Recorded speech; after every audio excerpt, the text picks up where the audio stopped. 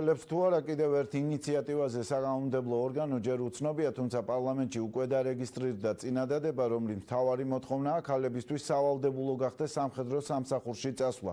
ინიციატივის ავტორი ირინე ბარბაქაძეა, რომელიც ერთმანეთთან აკავშირებს საქართველოს კანონს გენდერული თანასწორობის, ასევე ჯარში მხოლოდ კაცების გაწვევის შესახებ. ახლა ჯერი საქართველოს პარლამენტზე ამ ეტაპზე საკითხთან დაკავშირებით კომენტარზე თავს იკავებენ ქვეყნის თავდაცვის უწყებაში.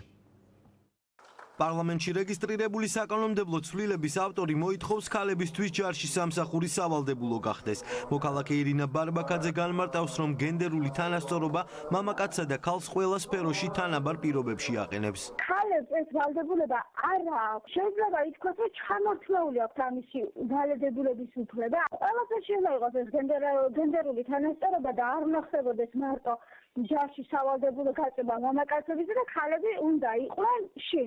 სპეციალისტების შეფასებით მაშინ როცა ქვეყნის 20% ოკუპირებულია ქალების ჯარში ყოფნა ლოგიკურია, თუმცა როგორც ლაშა დოლიძე ამბობს, საზოგადოება ამისთვის მენტალურად მზად არ არის. გამომდინარე იქიდან, რომ ჩვენ გვესაზღვრება მტრულად განწყობილი ქვეყანა რუსეთი, მე ვფიქრობ არის კარგი აზრი, რომ იყოს გაწვევა ესე იგი ქალების ჯარში, მაგრამ აქ კითხვა იმაში მდებარეობს, რომ რამდენად მზად არის მენტალურად ჩვენი საზოგადოება, პირველ რიგში რამდენად მზად არიან იგივე მშობლები, რომ თავისი შვილები, ანუ გულისხმობ ქალბატონებს, ქალებს, რომ გაუშვან ჯარში. ინიციატივა ბიუროზე უკვე დარეგისტრირდა მას შემდეგ, რაც კომიტეტში განიხილავენ საკითხი პარლამენტში კენჭისყრაზე გავა.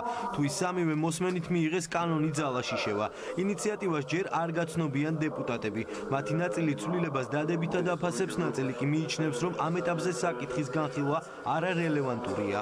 მე ზოგადად მხარს ვუჭერ აბსოლუტურად ყველა ინიციატივას, რომელიც ემსახურება თანასწორობას და რომელიც ქალებს აძლევს მეტ შესაძლებლობებს. ამის საშუალება ქალბატონებს უნდა ჰქონდეთ, თუმცა დეტალებში არის მნიშვნელოვანი, რაზე იქნება საუბარი. მე პირადად მხარს ვუჭერ ამ კუთხით თანასწორობას.